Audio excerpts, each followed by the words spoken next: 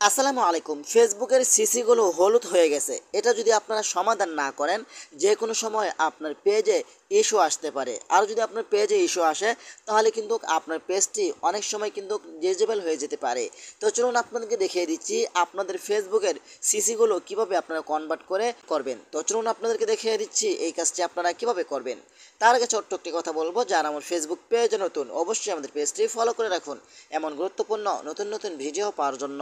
তো এই কাজটি করার জন্য ফার্স্ট অফ অল আপনি চলে আসবেন আপনার ফোনের ক্রোম ব্রাউজারে আসার পরে কিন্তু আপনারা কী করবেন, এইখান থেকে আপনারা সার্চ করে লিখবেন যেটা ওয়াইব, ঠিক আছে, web.facebook.com, এটা লিখে আপনি চার্জ করে দিবেন। চার্জ করে দেওয়ার পরে কিন্তু আপনার সামনে এমন একটা অপশন শো হবে। আপনার ফেসবুক আইডি যদি আগে থেকে লগইন থাকে, তাহলে আপনি কী করবেন, উপর থেকে থ্রি ডট আইকনের উপরে ক্লিক করবেন। তারপর নিচে আসবেন, আসার পরে এখান থেকে ডেস্কটপ সাইটটি আপনার অন করে নেবেন। আর যদি ফেসবুক আইডিটি লগইন করা না থাকে, আপনার ফেসবুক আইডিটি এখানে লগইন করে নেবেন। তারপর উপর থেকে আপনারা কী করবেন, আপনাদেরকে দেখিয়ে দিচ্ছি, উপর থেকে আপনার প্রোফাইল উপরে ক্লিক করবেন। প্রোফাইল উপরে ক্লিক করে দেওয়ার পরে কিন্তু এখান থেকে আপনার সে ওয়াল প্রোফাইল, এখানে আপনি ক্লিক করবেন। এখানে ক্লিক করার পরে কিন্তু আপনার ফেসবুক আইডির নামে যতগুলো পেজ রয়েছে ততগুলো পেজ এখানে শো হবে। আপনি যেই পেজে এই কাজটি করতে চান, এখান থেকে পেজটি আপনি সিলেক্ট করতে পারেন, পেজেও করতে পারেন অথবা ফেসবুক আইডিতেও করতে পারেন। আপনাদেরকে দেখানোর জন্য এখান থেকে আমি এটার উপরে ক্লিক করছি, এই পেজটাতে এই কাজটি করব। তারপর এখানে কিন্তু আপনার পেজটি লগইন হয়ে যাবে। লগইন হয়ে যাওয়ার পরে কিন্তু আপনারা আবারও এখান থেকে আপনার প্রোফাইলের উপরে ক্লিক করবেন। তারপর এখান থেকে আপনারা সেটিংস অ্যান্ড প্রাইভেসি, এখানে আপনি ক্লিক করবেন। তারপর এখান থেকে আপনারা সেটিংস অপশনের উপরে ক্লিক করবেন। সেটিংস অপশনের উপরে ক্লিক করে দেওয়ার পরে কিন্তু আপনারা একটু বামে আসবেন। বামে আসার পরে দেখতে পাচ্ছেন এখানে রয়েছে মিডিয়া নামে একটি অপশন। আপনারা মিডিয়া অপশনের উপরে ক্লিক করবেন। মিডিয়া অপশন উপরে ক্লিক করে দেওয়ার পরে কিন্তু আপনি একটু ডাইনে যাবেন। ডাইনে আসার পর একটু নিচে আসবেন।